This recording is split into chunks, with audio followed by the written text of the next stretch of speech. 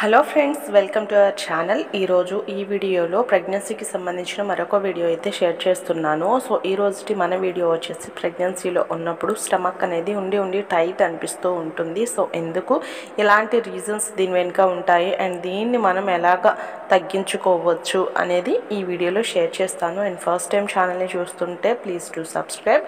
And అలాగే వీడియోలోకి వెళ్ళిపోయినట్లయితే ఈ స్టమక్ టైటనింగ్, కడుపు బిర్రుగా పట్టేసేయడం అనేది దగ్గరగా 6th మంత్ నుంచి స్టార్ట్ అవుతుంది. 6th month and 7th month నుంచి కూడా ఈ ప్రాబ్లం అనేది వస్తూ ఉంటుంది. ఎప్పుడు రెగ్యులర్గా అయితే ఉండదు, కానీ ఉండి ఒక టైంలో అయితే అనిపిస్తూ ఉంటుంది. కొంతమందికి నైట్ టైంలో బాగా అనిపిస్తూ ఉంటుంది. సో దీనికి రీజన్స్ వచ్చేసి, ఒకటి గ్యాస్ట్రిక్ సమస్య ఏమైనా ఉండొచ్చు, లేదా లేట్ నైట్ ఫుడ్స్ తీసుకోవడం అలాంటివి కూడా ఉంటుంది. మసాలాకు సంబంధించినవి ఈ బిర్యానీస్ కానీ, ఏమన్నా పానీపూరి అలాగే ఏమన్నా కొంచెం స్పైసీ ఉన్నాయి ఏమన్నా తీసుకున్నా కానీ ఈ ప్రాబ్లం అనేది అనిపిస్తూ ఉంటుంది. అండ్ అలాగే మంత్స్ 8 మంత్స్ 9 మంత్స్ 7 మంత్స్ అలా ఉన్నప్పుడు బేబీ కూడా బాగా గ్రోత్ అవుతూ ఉంటుంది కదా, ఫాస్ట్ ర్యాపిడ్ గ్రోత్ అనేది ఈ లాస్ట్ ట్రైమిస్టర్లో ఉంటుంది. సో అప్పుడు కూడా మీకు కడుపు బిర్రగా బిగదీసినట్టుగా ఉంటుంది. అండ్ అలాగే లాంగ్ డ్రైవ్స్కి వెళ్ళినప్పుడు కూడా ఈ విధంగా అయితే అనిపిస్తూ ఉంటుంది. అలాగే మోషన్ ఫ్రీ వెళ్ళకపోయినా కానీ ఈ సమస్య అయితే వస్తుందండి. అలాగే ఒకే చోట ఒకే పనిలో ఉండి కూర్చొని ఉండడము చాలాసేపు, జస్ట్ ఏదన్నా ఊరు అలా వెళ్ళాము అనుకోండి, జస్ట్ ఆ బస్సులోనో ఆటోలోనో చాలాసేపు కూర్చొని ఉంటాము. అలా చేయడం ద్వారా కూడా మనకి స్టమక్ అనేది బిర్రగా పట్టేసినట్టుగా అనిపిస్తూ ఉంటుంది. సో ఈ ప్రాబ్లమ్స్ అయితే ఉంటాయండి. సో ఓవర్ హీట్ చేసినా కానీ మీకు అనిపిస్తూ ఉంటుంది స్టమక్ పట్టేసినట్లుగా. సో రీజన్స్ అయితే ఇవి ఉంటాయి. అండ్ తర్వాత దీని రిలాక్సేషన్, కొంచెం వాటర్ తీసుకొని, దాన్ని ఒక గ్లాస్ వాటర్ తీసుకొని దాంట్లో కొద్దిగా వాము వేసి జీలకర్ర వేసి కానీ అలాగా మీరు బాగా మరగబెట్టేసి, ఒక గ్లాస్ వాటర్ని హాఫ్ గ్లాస్ వాటర్ ఇందాక మరగబెట్టేసేసి అందులో ఏమీ వేయాల్సిన అవసరం లేదు, పెద్ద చేదుగా కూడా ఉండదు. జస్ట్ ఆ వాటర్ని కొద్దిగా సిప్ చేస్తూ ఉన్నా కానీ మీకు ఈ ప్రాబ్లం అనేది నార్మల్గా పోతుంది. అండ్ అలాగే అలా అనిపించినప్పుడు కూడా వెంటనే లేచి వాకింగ్ చేయండి, అటు ఇటు కాసేపు తిరగండి. ఒకే పోస్టర్లో కూర్చొని ఉంటే ఆ పోస్టర్ని అనేది చేంజ్ చేసుకోండి.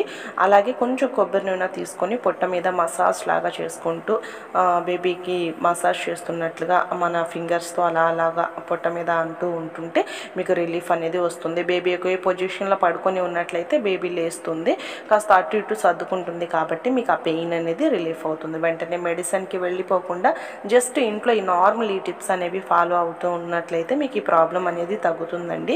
సో ఈ రకంగా అయితే జాగ్రత్తలు తీసుకోండి. అలాగే మలబద్ధకం లేకుండా మోషన్ ఫ్రీ అవ్వడానికి, ప్రెగ్నెన్సీలో సరిగా హార్మోన్స్ ఇంబ్యాలెన్స్ ఉంటుంది కాబట్టి హెచ్చుతగ్గుల వల్ల మనకి మోషన్ అనేది ఫ్రీగా అవ్వదు. సో మీరు మీ డాక్టర్ని కలవడానికి వెళ్ళినప్పుడు ఈ ప్రాబ్లం నేను ఫేస్ చేస్తున్నాను అని చెప్పినప్పుడు ఒక సిరప్ అనేది ఇస్తూ ఉంటారు. ఆ సిరప్ని డైలీ తీసుకోవడం ద్వారా మీకు ఈ ప్రాబ్లం అనేది తగ్గుతుంది. మీరు ఈజీగా వెళ్ళొచ్చు అన్నమాట. సో ఎక్కువగా మీరు మళ్ళీ ఇబ్బంది పడుకుంటా వెళ్ళినా కానీ ఆ పుషింగ్ వల్ల కొంచెం ఇబ్బంది అనేది ఉంటుంది, కడుపు మీద ప్రెజర్ ఎక్కువ అవుతుంది. సో అందుకనేసి ఇలాంటి సిరప్స్ అవి కూడా మన ప్రాబ్లమ్ని డాక్టర్కి చెప్పినప్పుడు సిరప్ అనేది కంపల్సరీగా ఇస్తారు. ఆ సిరప్ అనేది యూజ్ చేయడం ద్వారా ఈ సమస్యలు అనేవి తగ్గుతాయి. అలాగే ఆహారంలో ఫైబర్ ఎక్కువగా ఉండే food, protein food, eggs, boiled eggs, అలాగే ఫైబర్ ఫుడ్, పీచు పదార్థాలు ఇలా తీసుకున్నట్లయితే మీకు నార్మల్గా కూడా ఫుడ్ పరంగా కూడా మనం మంచిగా వెళ్తుంది. కాబట్టి హెల్దీ ఫుడ్ అనేది మనకి లోపల ఈ ప్రాబ్లమ్స్ అనేవి ఉండవు.